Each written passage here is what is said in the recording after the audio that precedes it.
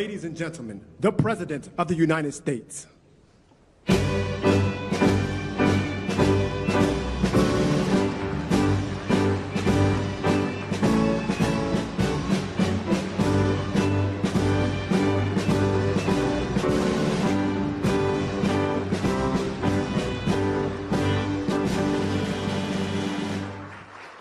Well, thank you very much.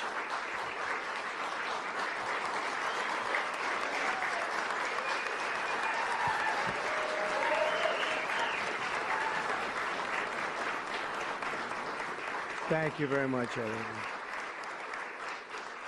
And I'd like to start by saying that our country is doing very well. Things are, as you can see, doing quite well. Please sit down. Before we begin, I just want to announce that I signed a proclamation a few moments ago honoring the 250th anniversary of Patrick Henry's famous speech to the Second Virginia Convention, in which he declared very well-known, very famous words, "Give me liberty or give me death." Has anyone heard the phrase? I think most of you have.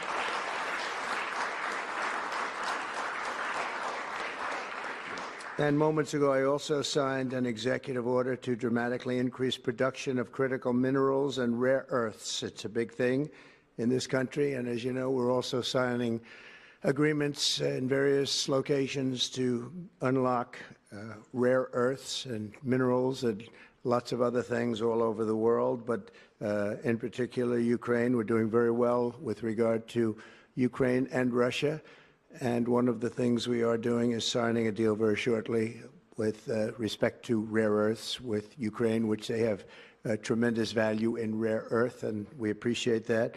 And we spoke yesterday with, as you know, President Putin and President Zelensky, and we would love to see that come to an end, and I think we're doing pretty well in that regard. So hopefully we could save thousands of people a week from dying. That's what it's all about. They're dying so unnecessarily, and I believe we'll get it done. We'll see what happens, but I believe we'll get it done. Today we take a very historic action that was 45 years in the making. In a few moments, I will sign an executive order to begin eliminating the Federal Department of Education once and for all.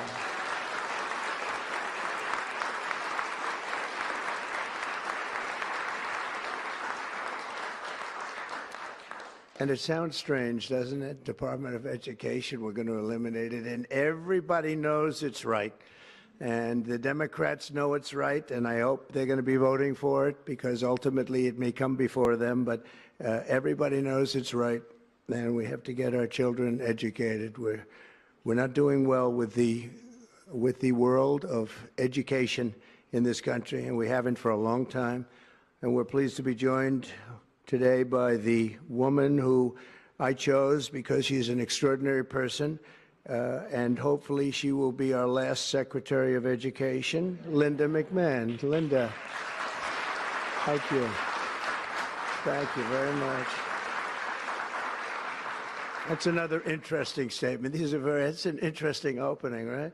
But it's true, and people, you know, it's been amazing how popular this has been. I tell people that this is what I'm doing today, and they say, oh, it's about time. Everybody says it. Republicans and Democrats have said it. They're all saying it. Also with us are some terrific people. Governors Greg Abbott. Greg, thank you very much.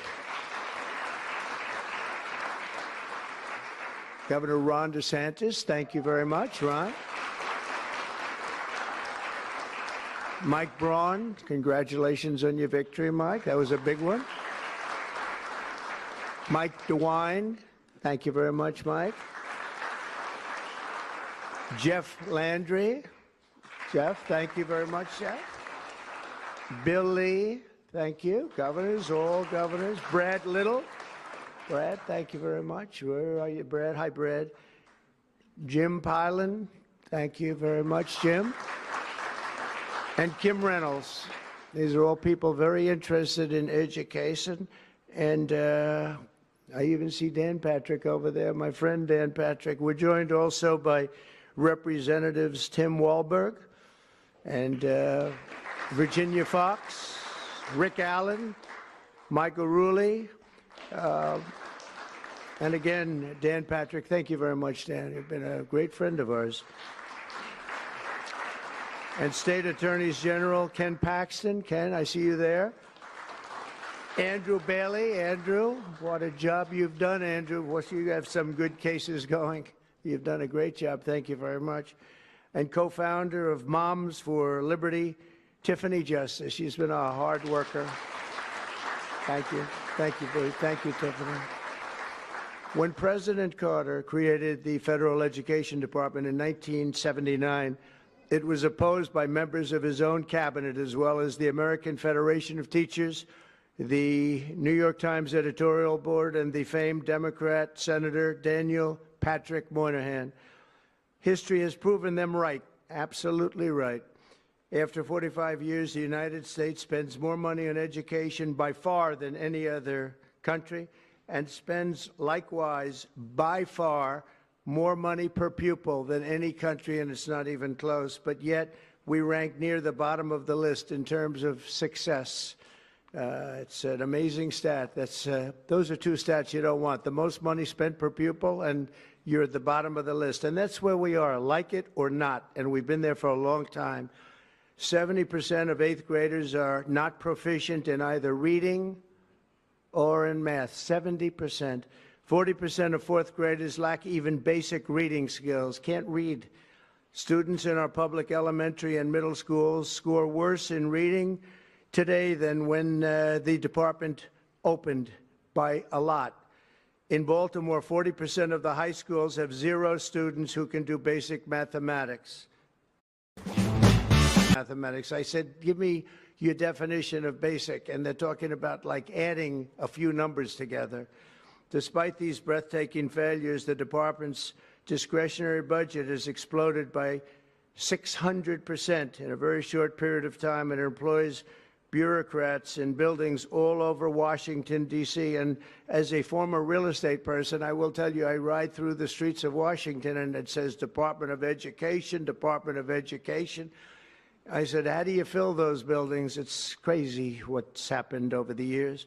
I'm pleased to report that after offering these federal employees 2 generous buyout options, and they were very generous, and they're good people, but they were very generous. My administration has initiated a reduction in force, and we're already cutting numbers that were really surprising to a lot, that we were able to do it so successfully. And we've cut the number of bureaucrats in half. 50% have taken office, which is great.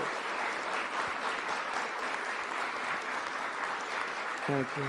Under the action I'm taking today, a small handful of Democrats and others that we have employed for a long time, and there are some Republicans, but not too many, I have to be honest with you. But the department's useful functions, and such as, and they're in charge of them, Pell Grants, Title I funding, resources for children with disabilities and special needs will be preserved, fully preserved. They're all going to be so. If you look at the Pell Grants, it's supposed to be a very good program, Title I funding and resources for children with special disabilities and special needs. They're going to be preserved in full and redistributed to various other agencies and departments that will take very good care of them. And that's very important to Linda, I know, and it's very important to all of us.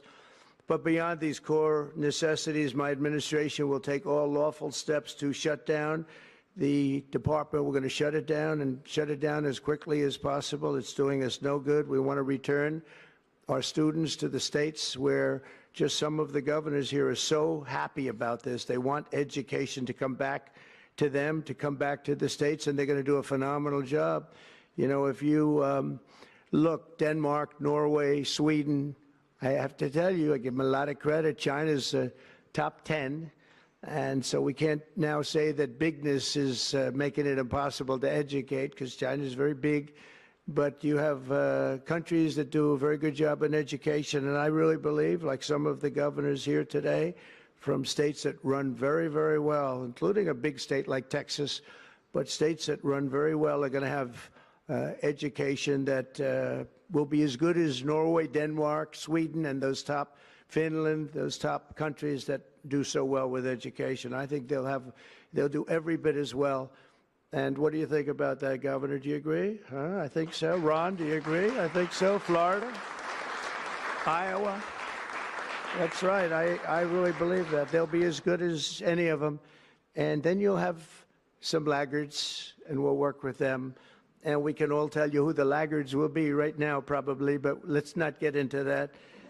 But we'll work with them, and we're going to make them, they'll do a job. I think they'll do a job, and they'll go to sections of the state. For instance, New York, you'll have a Manhattan, and you'll have a Suffolk County, and you'll have Nassau County, and you'll have Westchester County. You'll do 4 or 5 or 6 of them. You have upstate New York, and those counties, I think, are going to do very well. And I think ultimately Manhattan should do very well. But we'll break it down into sections, and I think it'll be really, really good. And they're going to be probably the tougher ones, but I think they have a chance to do really well. But we're going to be returning education very simply back to the states where it belongs, and this is a very popular thing to do, but much more importantly, it's a common sense thing to do, and it's going to work. Absolutely, it's going to work. And I can tell you from dealing with the governors and others in the state, they want it so badly. They want to take their children back and really teach their children individually. Probably the cost will be half, and the education will be maybe many, many times better. So we look forward to this. I want to just make one little personal statement. Teachers, to me, are among the most important people in this country, and we're going to take care of our teachers. And I don't care if they're in the union or not in the union. That doesn't matter. But we're going to take care of our teachers, and I believe the states will take actually better care of them than they are taken care of right now. They'll work all sorts of systems and even merit systems. Those great teachers are going to be maybe a little bit better rewarded, or maybe that's the way it should be, but the states are going to make that decision. But we're going to love and cherish our teachers along with our children, and they're going to work with the parents, and they're going to work with everybody else, and it's going to be an amazing thing to watch, and it's really going to be something special. And Linda, you're presiding over something that's so important, and you're going to do a fantastic job, just like you have your whole life. I know your whole life I've been watching you. I've been watching you for a long time. She's had nothing but success. So it's tremendous to have you, and hopefully you won't be there too long, but we're going to find something else for you, Linda, okay? So this will conclude what we are talking about with respect to our most cherished group of people, and that's our children. We want to have our children well educated. We want them to love going to school. We have examples of it. Look at those beautiful, bright-eyed faces. They are so smart. They're so smart. And with that, I'm going to come down, and we're going to sign a very important document, and we're going to be on our way. People have wanted to do this for many, many years, for many, many decades. And I don't know, no president ever got around to doing it, but I'm getting around to doing it, so thank you very much.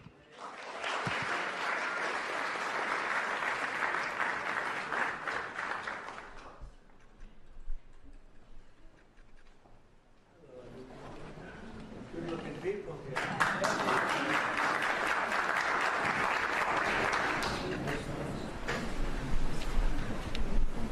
Should I do this?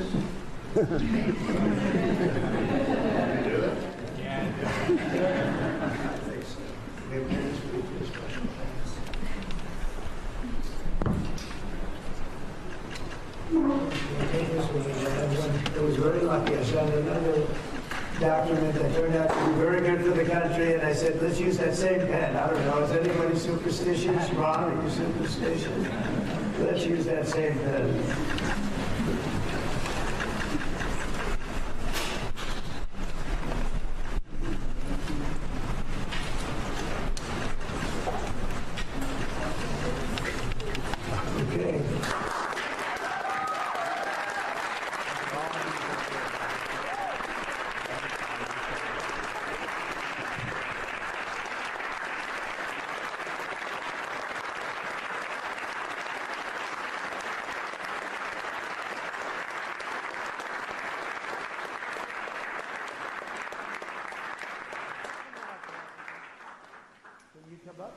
say.